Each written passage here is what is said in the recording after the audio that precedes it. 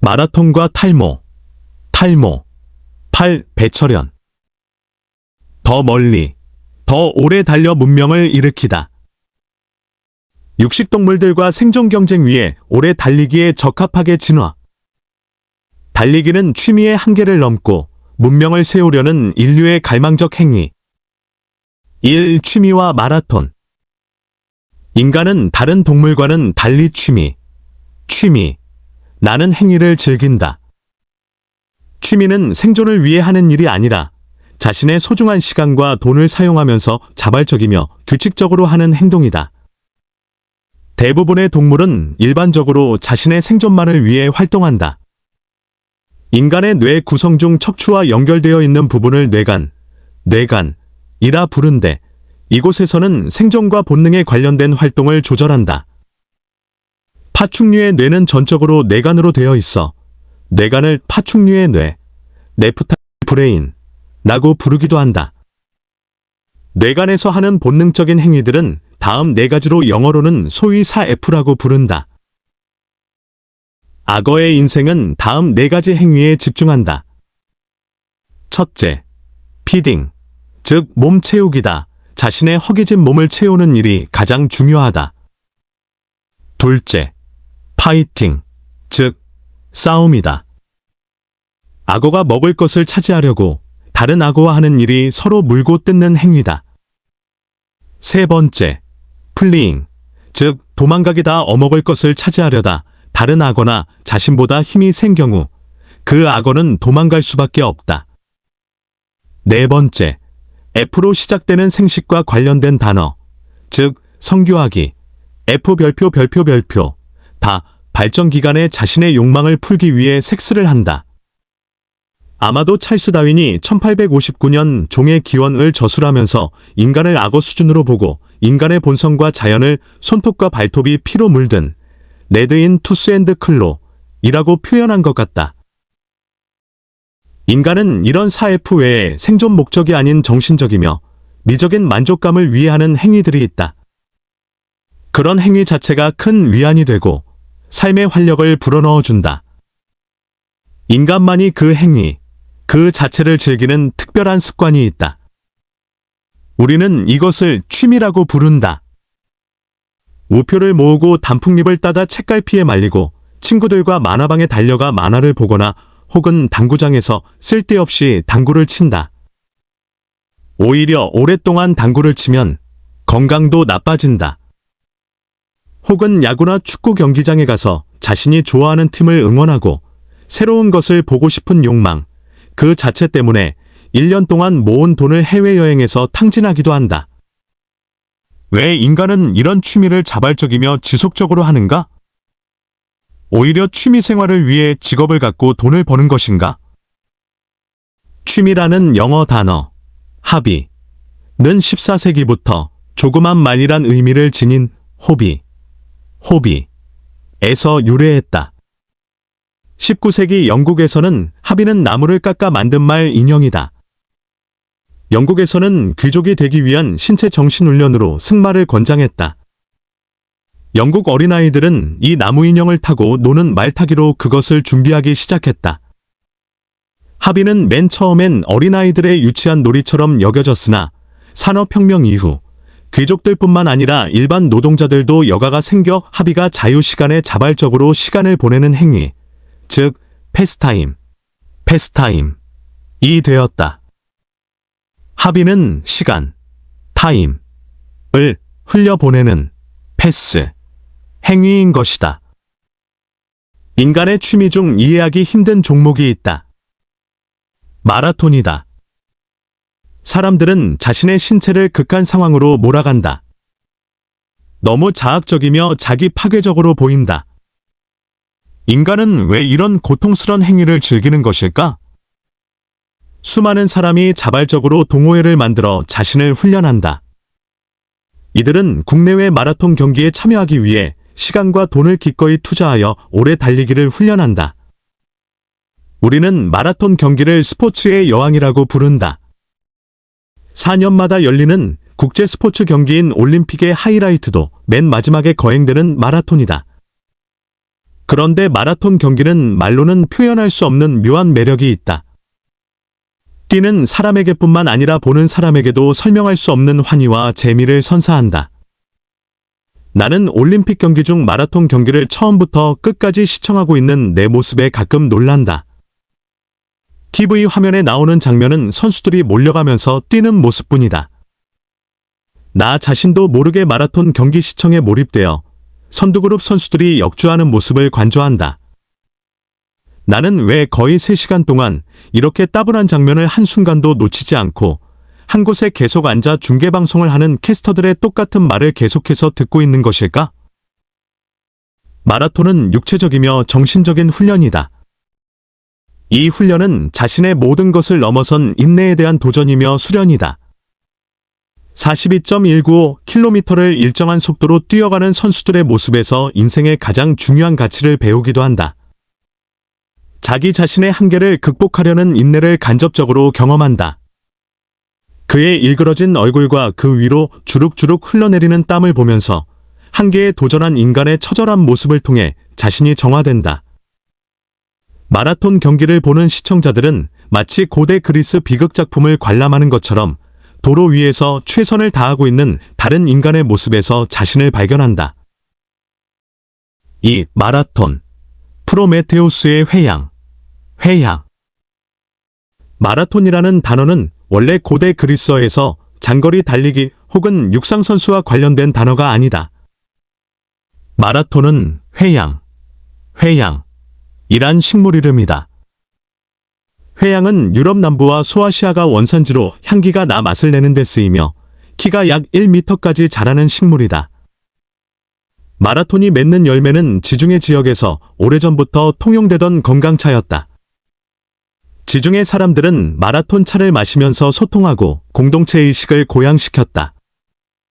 그뿐만 아니라 화장품의 부양제와 향신료, 그리고 음식에 들어가 향을 더하고 특히 육류의 누린내와 생선의 비린내를 제거하기도 한다.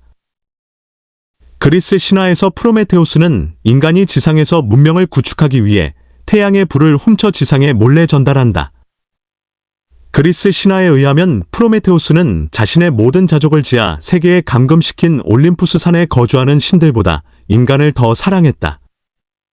하늘의 신인 제우스는 인간들에게 동물을 희생시켜 제사 지낼 것을 요구했다. 프로메테우스는 화가 나 고기 기름 덩어리로 싼 뼈와 가죽으로 싼 양질의 고기를 제우스 앞에 놓고 선택을 유도했다. 제우스는 겉보기가 번드르르한 고기 기름 덩어리로 싼 뼈를 선택했다. 후에 프로메테우스가 자신을 속인 것을 벌하기 위해 제우스는 인간들로부터 불과 그것을 다룰 수 있는 기술을 앗아가 버렸다. 인간이 지상에서 인간답게 살고 문명을 구축하기 위한 기반이 바로 불을 다룰 수 있는 능력이었다. 프로메테우스는 인간에게 문명을 가져다 줄 목적으로 회양 줄기를 태양에 가져다가 불을 붙여 지상으로 가져왔다. 인류는 불의 사용으로 작은 원숭이에서 처음으로 인간이 되었다. 마라톤이라는 식물이 하늘의 불을 땅에 전달한 매개체인 것이다. 프로메테우스는 마라톤이라는 식물 없이 불을 지상에 가져오지 못했을 것이며 동시에 인류는 영원히 작은 원숭이 상태에 머물렀을 것이다. 마라톤이란 식물은 신들만이 가지고 있다는 신들을 나머지 우주 만물과 구분하는 신적인 DNA인 불을 지상으로 가져오기 위해서 자신을 불태워야만 했다. 인류 문명을 가능하게 한 식물로서 마라톤 외에 서양 문명을 가능하게 한 마라톤도 있다. 3. 마라톤 전쟁과 서양 문명의 시작. 마라톤이란 식물은 신화적인 의미로 인간에게 불을 가져다준 매개체였다. 자신을 불살라 인류에게 불을 선물한 마라톤에는 또 다른 의미에서 서양 역사를 바꾸는 획기적인 개념이 되었다. 인류 문명은 두 가지 필요 충분 조건들이 있다. 하나는 도시고 또 다른 하나는 문자다. 이 두 요소가 상호작용하여 인류는 문명을 이루었다. 도시는 기원전 5000년경 메소포타미아 남부, 즉 이라크 남부 지역에서 서서히 등장하기 시작했다. 메소포타미아 전역에 흐르는 유프라테스 강과 티그리스 강이 지형이 완만한 하구 지역에선 천천히 흘러 자연히 침적토가 쌓였다. 산처럼 높아지는 침적토를 퍼올리지 않는다면 마을이 물에 잠기고 페르시아만에서 바닷물이 유입되어 엉망진창이 되었다. 아놀드 토인비가 말했듯이 새로운 문명은 도전과 응전의 과정에서 탄생한다. 환경적인 도전이나 전쟁과 같은 인위적인 도전은 사람들을 극단적인 어려움으로 몰아 그들이 협력을 통해 문명을 만들지 않으면 안 되는 상황을 제공한다. 토인비에 따르면 세계 문명의 4대 발상지가 모두 강을 중심으로 탄생했는데 본래 강이란 자연적으로 인간들에게 물을 공급하는 수원이 아니다. 인간들로 하여금 인위적으로 강물을 조정하기 위한 수로 개발을 필요로 했다. 소위 비옥한 초승달이라고 알려진 지역들, 즉 이집트, 이스라엘, 시리아, 터키, 이라크, 그리고 이란 지역에서 인류는 처음으로 농업을 발견하여 정착생활 시작했고 그 후 도시 문명과 그것을 원활하게 움직이게 하는 소프트웨어인 문자를 발명했다. 이라크에서는 기원전 3300년, 이란에서는 기원전 3200년, 그리고 이집트에서는 기원전 3100년 문명이 탄생한다. 이 오리엔트 문명은 그 후 거의 2500년 동안 지속되었다가 기원전 6세기경 새로운 문명으로 대치된다. 오래된 오리엔트 문명이 새로운 유럽 문명으로 옮겨가는 데에는 페르시아 문명이 가교 역할을 한다. 이란을 중심으로 기원전 6세기 페르시아 제국이 등장했다. 이들은 특히 터키 해안 도시를 점령하면서 이곳에 이주해와 식민지를 개척한 그리스 도시국가들과 조우한다. 그리스인들은 이곳에 상업 식민지를 개척하고 있었다. 그들은 페르시아 제국과 분쟁을 통해 역사의 주인공으로 등장하기 시작했다. 기원전 5세기, 인류 역사의 중심은 오리엔트 지역에서 그리스로 옮겨가고 있었다. 그 결정적인 사건이자 촉매제가 기원전 490년 페르시아 제국과 그리스 도시국가들 사이에 일어난 마라톤 전쟁이다. 기원전 5세기 페르시아인들은 슈퍼파워였다. 오늘날 터키 서부 해안에 거주하던 이오니아인들은 그리스에서 이주해온 이민자들이었다. 페르시아 제국은 이곳을 정복해 식민지로 삼았다. 이오니아인들이 반란을 일으키자 페르시아 제국은 더욱더 억압적인 통치를 실시했다. 그러자 이오니아인들의 친척인 고대 그리스의 아테네인들이 아드리안 해를 건너 소아시아로 건너와 이들을 적극적으로 옹호하고 도왔다. 페르시아 제국은 이 반란을 무자비하게 진압했지만 만족하지 않았다. 페르시아 제국은 복수라는 명분 아래 제국의 영토를 확장하기 위해 대함대를 이끌고 기원전 490년 회양이 많이 자라는 그리스의 평원 마라톤만에 상륙했다. 페르시아와 아테네는 5일 동안 마라톤에서 대치했다.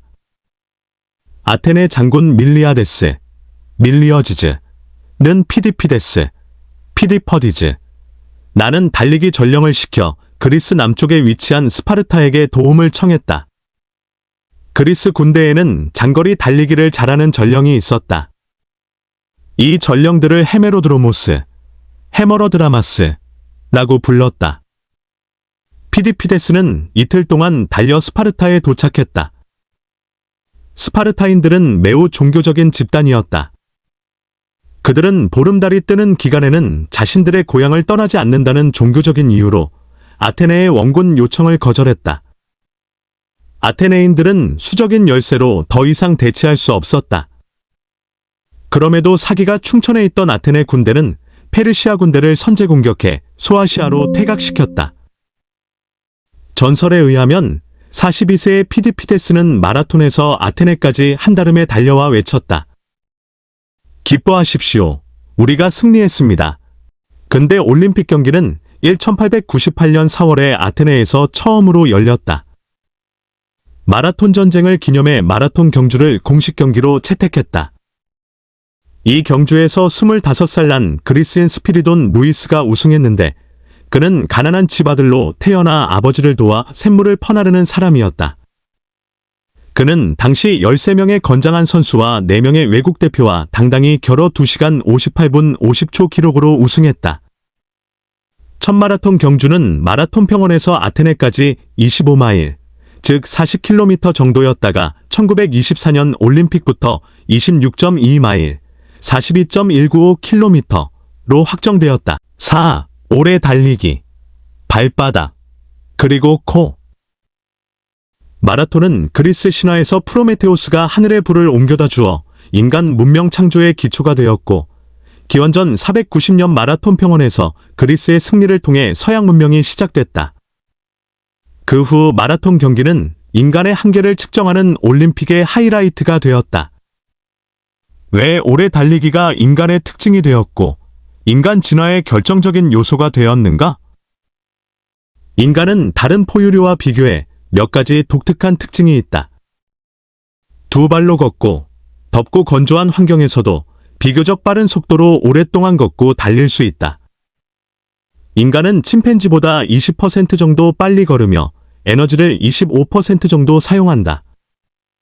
특히 인간은 장거리를 비교적 빠른 속도로 달릴 수 있는 유일한 동물이다. 인간에겐 특별한 걸음걸이 방식과 몸에서 나는 열을 식히는 신체 구조가 있었던 덕이다.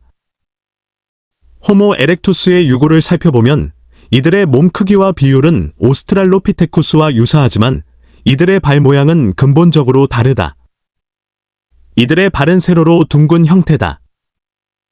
호모 에렉투스가 남긴 발자국을 살펴보면 발가락이 짧고 발바닥의 가운데가 움푹 파여 현생 인류의 발과 거의 같다. 왜 호모 에렉투스의 발바닥은 오스트랄로피테쿠스와 다른가? 무엇이 그런 발바닥 모양으로 진화하게 했을까? 호모 에렉투스의 둥근 발바닥은 오랫동안 달리기에 적합하도록 변화한 것이다. 오래 달리기 위해 아킬레스건이 중심을 잡고 에너지를 효과적으로 응축하고 발산해야 하는데, 이때 둥그런 발바닥이 스프링처럼 기능한다. 발바닥이 평평하면 달릴 때 지표면의 발바닥 전체가 다 다리와 무릎에 무리를 주고 빨리 달릴 수도, 오래 달릴 수도 없다. 호모 에렉투스는 더 이상 나무에 올라가 먹이를 찾지 않기 때문에 어깨는 몸쪽으로 내려와 머리 부분 근육과 점점 분리되고, 목이 길어지고 팔은 짧아지고 발가락은 짧고 곱게 펴졌으며 다리는 점점 길어졌다. 이로써 인간은 유인원들 중에서 유일하게 나무를 잘 타지 못하는 동물이 되었다. 호모 에렉투스의 둥근 발바닥과 함께 오래 달릴 수 있도록 진화된 부분은 코다. 유인원들 중에서 인간만이 앞으로 툭 튀어나온 코를 가졌다. 앞면 중심부에 돌출되어 있다. 이마에서 시작해 코뿌리에서 함몰되다가 서서히 돌출해 콧등을 형성하고 코끝에서 절정을 이룬다. 거기에서 양쪽 사선으로 둥그런 콧구멍을 형성하고 가운데 부분은 바로 아래로 떨어져 코, 기둥을 형성하고 인중을 지나 윗입술과 연결된다. 코가 하는 일은 크게 세 가지다. 호흡, 발성, 그리고 후각 기능이다. 이런 코 구조는 호모 에렉투스가 등장하면서 처음으로 형성되기 시작했다. 앞으로 돌출된 코는 두 개 앞면부와 치아가 현격히 줄어들면서 동시에 일어난 신체의 변화다. 호모 에렉투스들은 불의 발견으로 고기를 날로 먹지 않고 불에 구워 먹게 되자 그렇게 튼튼하고 날카로운 그리고 커다란 치아가 필요가 없게 되었다. 그래서 돌출된 치아 부분이 점점 줄어들고 얼굴 쪽으로 낮아지게 된 것이다. 인간의 돌출된 코는 연골과 부드러운 조직으로 구성됐다. 코는 먼지를 직접적으로 흡입하는 것을 막고 습기로 정화한다.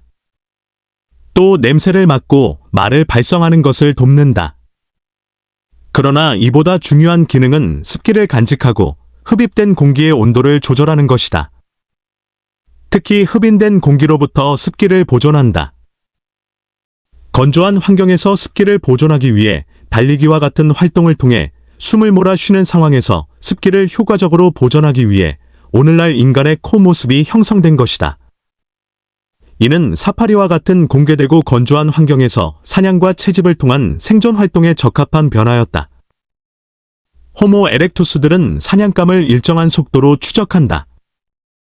들이마신 뜨거운 공기는 코를 통해 식으면서 습기를 간직하고 폐에서부터 올라와 내쉬는 공기에서 습기를 걸러내 몸의 온도를 유지하면서 숨이 헐떡거림을 효과적으로 막는다.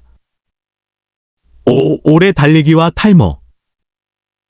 호모 에렉투스가 오랫동안 달릴 수 있는 이유는 땀내기를 통해 몸에서 나는 열을 효과적으로 발산하기 때문이다. 동물들이 오래 달릴 수 없는 이유는 호흡이 쉽게 가빠져 숨을 몰아쉬기 때문이다. 호모 에렉투스는 땀을 효과적으로 내보내기 위해 몸에서 털을 제거하기 시작했다. 대부분 포유동물의 몸은 수북한 털로 덮여 있다. 털은 여러 가지 기능이 있다. 벌레 물림이나 가시, 그리고 자외선으로부터 몸을 보호하고 숲속에서 위장하거나 추위와 더위를 피하는 데 유리하다. 그런데 털을 제거하는 것은 유지하는 것보다 진화론적으로 이득이기 때문에 인간의 털은 퇴화된 것이다. 인간은 보통 200만에서 500만 개의 털을 가지고 있다. 머리, 겨드랑이, 그리고 음부 부분을 제외한 대부분의 털은 2mm 이하의 얇고 약한 연모, 다. 다른 유인원들과 달리 인간만이 이런 연모를 가진 이유는 몸에서 나는 열을 땀으로 분출하는데 효과적이기 때문이다. 인간이 이족보행을 시작한 이후 그들의 몸은 태양의 직사광선을 피하기 위해 머리카락만 남겨두고 땀을 내 몸을 용이하게 식히기 위해 벌거숭이가 되었다. 특히 사냥 채집으로 생계를 유지하던 호모 에렉투스는 장거리 달리기를 통해 맹수가 남긴 사체를 먹이고 구했거나 직접 사냥하기 시작했다. 인간은 현존하는 5천여 종의 포유류 중 거의 유일하게 몸에서 털을 대부분 제거했다. 코끼리, 콧불소, 하마, 바다표범, 몇 종류의 돼지, 고래, 그리고 벌거숭이 두더지 정도가 인간처럼 털이 없다. 인간도 다른 대부분의 포유류처럼 온몸이 털로 덮여 있었다. 검은색 피부는 털이 없는 살갗이 자외선 자극에 취약하기 때문에 아프리카에서 진화했을 것이다. 그러므로 인간 피부가 검은색으로 된 시기는 인간의 몸에서 털이 사라지기 시작한 시기와 일치할 것이다. 탈모에 대한 여러 가지 가설이 있다. 첫 번째 가설은 피터 윌러 교수의 주장이다. 인류의 조상은 약 300만 년 전에 기후가 추워지고 건조해지면서 동아프리카 지역이 밀림지대에서 사바나로 환경이 변하자 나무에서 내려와 더 멀리 먹이를 구하려 다녀야 했다. 초기 인류가 생존할 수 있는 유일한 방법은 먹잇감을 쫓아갈 때 몸에서 나는 열을 쉽게 내보내는 것이었다. 이를 위해 털을 없애고 땀을 충분히 배출하게 됐다. 두 발로 걷는 인간에게 털이 필요한 곳은 뜨거운 태양광선이 직접 닿는 머리뿐이었다. 다른 가설에 의하면 탈모는 외부 기생충이 인간의 몸에 달라붙는 것을 막기 위해서라고 한다. 인간은 180만 년 전부터 집단을 이루어 생활하기 시작했고 다른 곳에서 온 인간으로부터 이나 벼룩과 같은 외부 기생충을 옮겨받기가 쉬웠다. 특히 동물 가죽으로 옷을 제작해 입기 시작하면서 가죽에 붙어있던 벌레들이 인간의 털에 옮겨 붙기도 했다. 벌레들이 자신들의 털에 기생하는 것을 막기 위해 인간은 점점 더 몸으로부터 털을 제거하였다. 실제로 몸에 털이 적은 사람이 건강한 배우자의 조건이 되었다. 6. 사체 먹잇감 구하기와 사냥. 호모 에렉투스가 맨 처음부터 사냥을 직접 한 것은 아니다. 그들이 고기를 먹을 수 있는 가장 쉬운 방법은 다른 맹수들이 먹다 남긴 사체를 먹는 것이다. 이때 호모 에렉투스의 경쟁 상대는 하이에나였다. 이들은 먹을 수 있는 식물들을 채취하러 갔다. 우연히 이런 먹잇감을 찾았을 것이다. 혹은 다른 맹수들이 사냥한 먹잇감을 둔 장소를 감지하였다가 전략적으로 사체 먹잇감을 구했다. 예를 들어 수많은 맹금류가 하늘에서 맴돌고 있다면 그들은 다른 맹수들보다 신속하게 먹잇감이 있을 그곳으로 달려가야만 했다. 이들의 달리기는 다른 맹수들과의 경쟁에서 우위를 차지하기 위해 주로 뜨거운 대낮에 이루어졌다. 그러다 호모 에렉투스는 스스로 사냥하기 시작했다. 세계에서 모래가 가장 길게 뻗어 있는 곳이 칼라하리 사막이다. 현재의 보츠와나, 니미비아, 앙골라, 잠비아 그리고 짐바브웨에 걸쳐 있다. 이곳에 사는 원주민들은 아직도 원시적인 사냥법으로 먹잇감을 찾는다. 이들이 사냥하는 시간은 해가 지고 난 뒤, 선선한 바람이 불기 시작하는 저녁, 밤, 혹은 새벽이 아니다. 이때는 아프리카 맹수들이 잠에서 깨어나 본격적으로 사냥을 시작하기 때문에 인간이 그 경쟁에서 이길 수 없다. 칼라하리의 사냥꾼들은 맹수들이 활동하지 않는 대낮에 사냥을 시작한다. 태양이 중천으로 향해 온도가 섭씨 39에서 42도까지 치솟았을 때 사냥을 떠난다. 사냥을 시작하기 전 이들은 물을 충분히 마시고 재빨리 도망가는 사슴이나 쿠두와 같은 사냥감이 남긴 발자국을 따라 달리기 시작한다. 동물들은 온몸이 털로 덮여 있어 오래 달리지 못하고 반드시 숨을 몰아 쉬기 위해 그늘에서 쉬어야 한다. 사냥꾼들은 이 과정을 반복함으로 동물들이 더 이상 뛰지 못하고 지쳐 거의 기절할 지경에 이를 때까지 계속 쫓아간다. 서너 명이 한 팀이 되어 뛰기 시작한다. 맨 처음에서는 가장 잘 뛰는 자가 앞장서 속도를 조절하고 나머지는 동물이 남긴 발자국을 면밀히 조사하면서 뛴다. 이들은 가끔 그 흔적을 찾지 못하는 경우 달리기를 중단하고 단서를 찾는다. 이들은 시속 6km에서 10km 사이의 속도로 3시간에서 4시간을 달린다. 대낮에 쫓기는 사슴은 불과 몇십 분도 뛰지 못하고 몸에 열을 발산하지 못한 채 지쳐 주저앉거나 달리기를 멈춘다. 사냥꾼은 그때 창이나 화살로 사슴을 죽인다. 태반이 있는 포유동물인 진수류. 동물들의 체온은 보통 36에서 38도다. 체온이 42에서 44도로 올라가면 생명에 치명적이다. 인간이 견딜 수 있는 몸 온도는 41.6에서 42도로 알려져 있으나 이 역시 수십 분간 지속되면 죽을 수도 있다. 포유류가 열을 식히는 방법은 입이나 코를 통한 헐떡거림이나 몸에서 분출하는 땀이다. 인류는 이 두 가지 방법으로 오래 달려 만물의 영장이 되는 굳건한 교두보를 마련한 것이다. 7. 러너스 하이. 오래 달리기가 인간의 생존 전략이 되면서 인체에선 신비한 일이 일어나기 시작했다. 마라톤과 같이 극한 운동을 하는 사람들은 이런 운동 과정 중에 혹은 그 후에 오히려 정신적, 육체적으로 평안함을 느꼈다고 보고하기도 한다. 10km 정도를 습관적으로 뛰는 사람들은 더 이상 뛸 수 없는 신체적인 한계는 9km 이후가 아니라 7, 8km라고 말한다. 마라톤을 뛰어본 사람에게 가장 큰 고비는 30km이다. 이를 마의 30km라고 한다. 금방 숨이 멎고 다리가 풀리면서 죽고 싶은 생각만 드는 임계점이다. 대부분이 이 단계에 오면 포기하고 만다. 그러나 이 단계를 인내하고 넘어가면 자신의 몸과 다리가 마치 무슨 특별한 약을 투여한 것처럼 힘이 난다고 말한다.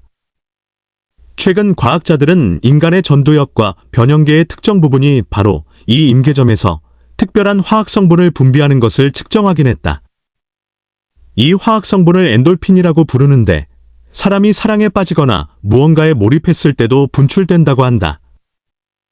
이 현상을 러너스 하이라고 한다.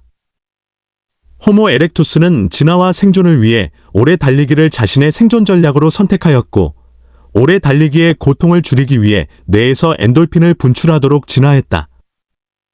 인간은 자신들이 오래 달리는 것이 생존의 필수 조건이란 사실을 알고 몸에서 털을 점점 제거하였고 오래 달려도 괴롭지 않도록 뇌를 변화시켜 고통을 줄이도록 진화한 것이다.